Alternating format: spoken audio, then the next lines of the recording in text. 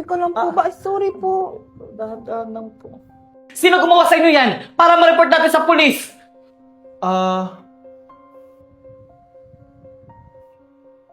Hindi po namin kilala, ma'am. Basta ang alam namin, dinukot kami tas nilagay kami sa stock room. Ano? Ano kayo pake nila sa inyo? Hindi ko po alam, ma'am. Pero ang alam namin, malaki ang galit nila sa amin. Ganun ba? Magdoble ingat kayo dahil magpapaimbestiga tayo. Junjun, Megan, wait lang! Moy, bakit? May sasabihin ako sa inyo, alam niyo na ba yung balita? Ha? Ano balita? Ano ba naman yan? Yung about kay Tasha at kay Marco.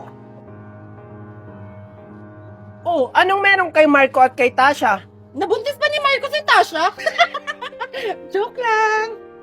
Megan, yung bibig mo! Hindi! Nakidnap sila Tasha at Marco. Nilagay sila sa stock room sa school natin. Buti na lang maagang pumasok si Ma'am Valerie, kaya nakita niya sila. Ano?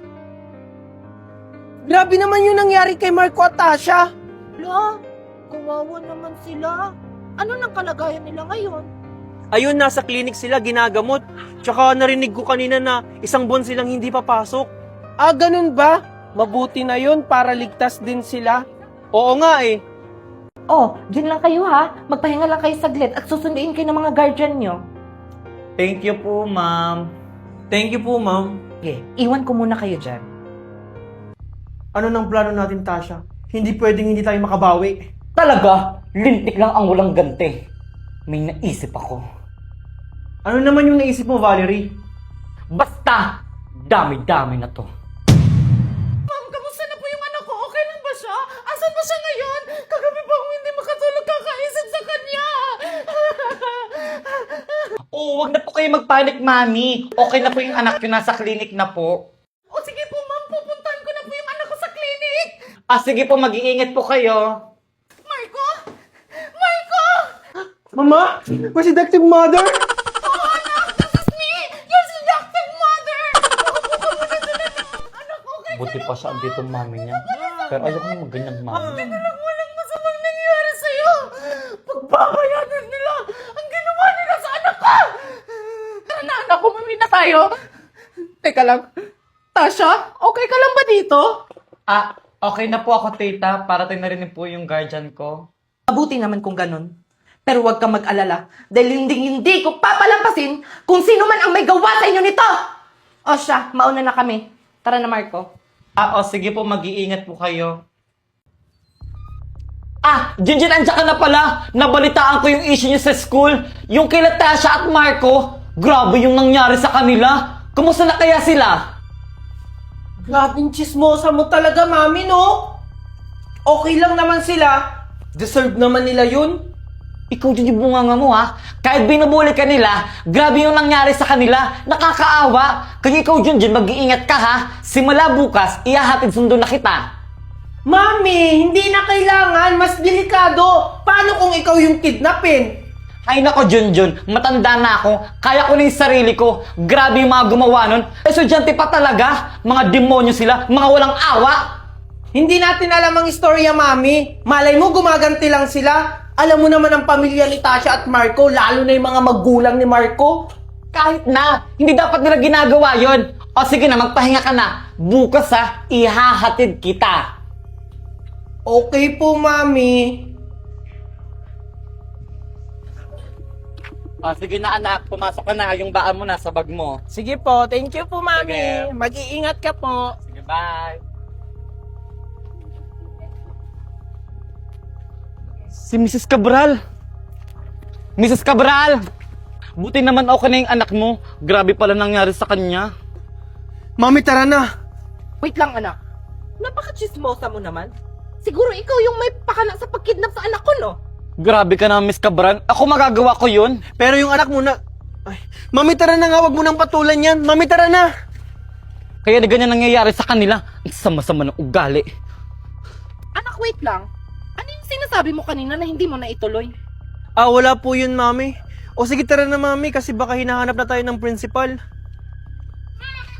Okay, Junjun, pinatawag kita dahil napagdesisyonan namin na hindi na namin ilalabas ang resulta ng botohan dahil ikaw na ang tatanghaling bagong presidente ng school natin. Talaga po, ma'am? Pero alam na po ba ni Marco? Oo, alam na din ni Marco at ng mga magulang nila. Dahil napagdesisyonan muna nila na hindi muna papasok sa school para sa kaligtasan ni Marco. Talaga po, ma'am. Maraming salamat po. Pangako ko po niyan, ma'am. Nagagampanan ko po ng mabuti ang tungkulin ko ng pagiging presidente ng school natin. Alam ko naman, Junjun, na may tiwala ko sa'yo. So, paano yan? Good luck and congratulations sa'yo, Junjun. Mami! May good news po ako sa'yo. Oh, talaga anak? Ano yun? Ako na po yung presidente ng school namin. Wow! Talaga ba anak? Congratulations sa'yo! Kasi po, mami, hindi po muna papasok si Marco sa school. Mag-own study daw po muna siya dahil sa nangyari. Kaya ako po yung ginawang presidente ng school namin. Talaga ba anak? Sobrang proud na proud ako sa'yo. Dahil dyan, pagluluto ka na ng paborito mong pagkain. O sige na, mag-bihis ka na. Magpe-prepare lang ako dito.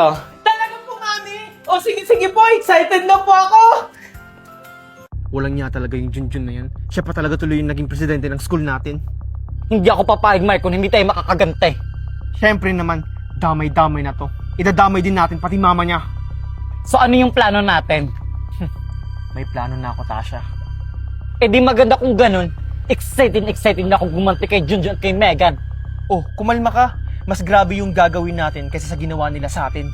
Kung ano man yung gagawin, Marco, excited na ako at di ako makapaghintay. Marco, come here na. O paano ba yan, Tasha? Tinatawag na ako ni Mami. Bye, Marco!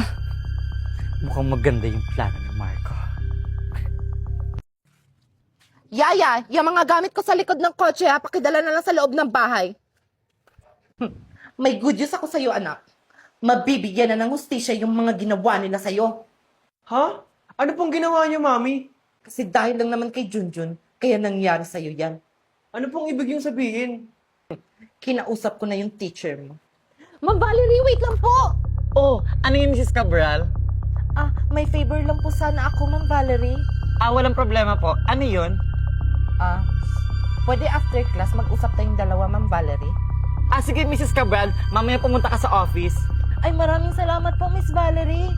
Walang anuman, Mrs. Cabral. Siya, see you after class. Ma'am, ano yung pag-uusapan natin about sa favor mo? Ma'am Valerie, gusto kong ipalabas mo na yung mama ni Junjun ang nagdukot sa anak ko. Ha? Ano, ma'am? Hindi ko kayang gawin yan. Huwag kang mag-alala, Ma'am Valerie. Hindi ka naman madadamay. Kahit na, ma'am. Pero konsensya yung kalaban ko dito. Hindi ko kayang gawin yun. Ganun ba, Ma'am? Sayang naman to. Paunang bayad pa lang to. Ano po yan, ma'am? Nabalitaan ko kasing nangangailangan ka ng pera. Since ayaw mo naman tanggapin to, aalis na lang ako. O siya, mauna na ako, Ma'am. Wait lang, ma'am. Oh, nagbago na ba yung isip mo, Ma'am? Tatanggapin ko po yan, ma'am. Basta labas ako dyan at hindi madadami yung pangalan ko. Huwag kang mag-alala, Ma'am Valerie. Ako ang bahala sa'yo, poprotektahan kita. Eto na, Ma'am. Paunang bayad pa lang yan, ha? Salamat, Ma'am. Lord, sana mapatawad mo ako sa ginawa kong ito. Anak, mag-iingat ka. Ito pala yung baon mo. Thank you po, mami. O sige po, mami. Papasok na po ako. Siya, mag-iingat ka, ha?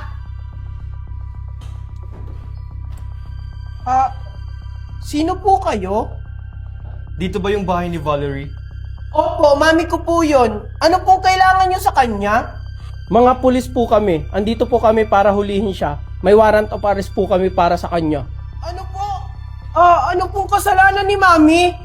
Anak, sinong kausap mo? Mga pulis po, mami. Ano? Kayo? Sir, ano po kailangan nyo? Ikaw ba si Valerie? Nandito kami para huliin ka. Mabait po yung mami ko. Bakit nyo po siya inuuli? Ano? Wala po akong ginagawang masama. Nananahimik lang ako dito sa bahay. Huwag ka na masyadong madami sinasabi. Sumama ka na lang! Huwag kang makingiya kung anong masaktan.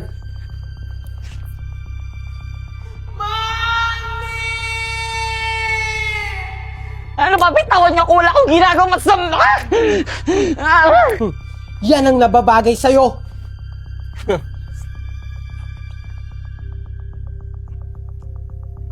Boss, hawak na namin yung mama ni Junjun. Oh, Han, andyan ka na pala. Sakto, ito pala yung baon mo. Ah, thank you, Han. Napakaswerte ko talaga sa'yo, Han. Kasi may asawa kong katulad mo. Sus, nung bola ka pa talaga. O sige na, mag-iingat ka sa trabaho mo, ha? I love you, Han. I love you too, Han. O sige na, Han. Mauna na ako. Baka malate pa ako sa trabaho ko.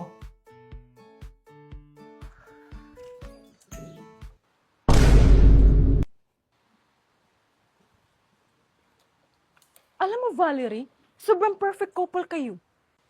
Ah, ikaw pala yan, Marites.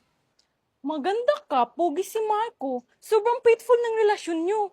Kaso nga lang, hindi pa kayo nagkakaanak. Ano plano nyo sa buhay? Ano ka ba, Mare? Darating din yun sa amin.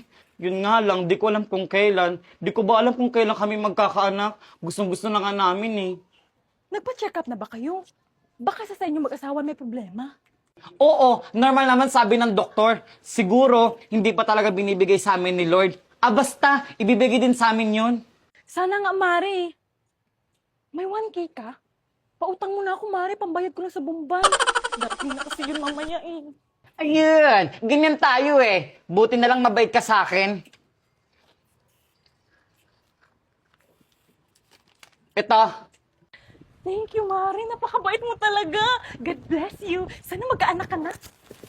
O siya, Mare, may gagawin pa ako. Bayaran mo yan, ha?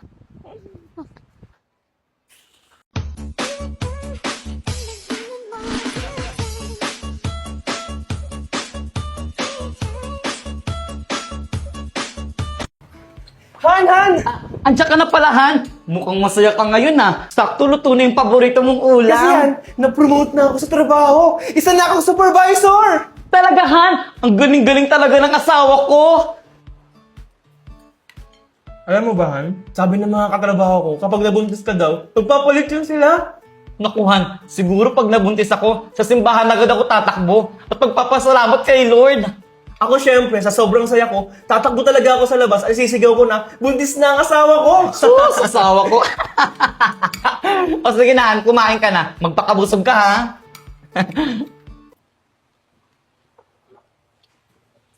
Han, O, ano yun, Han? mamaya ka na maghugas. Ay, naku, Han, alam ko na yan. Gagawa tayo ng bata. Sige na. Ano ba, Han? Nakikigati ako. Sige na. Ano ba?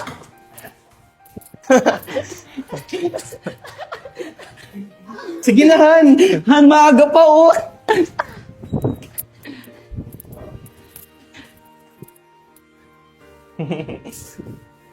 Han! Han, what if mag-ampon tayo? Han, mahirap na magtiwala ngayon. Malay mo, paglaki ng bata, kunin sa atin ng magulang. Marami pa naman ako napapanood na ganyan. Han, idadaan naman natin sa legal para walang habol at hindi naman tayo basa-basa mag-aampon.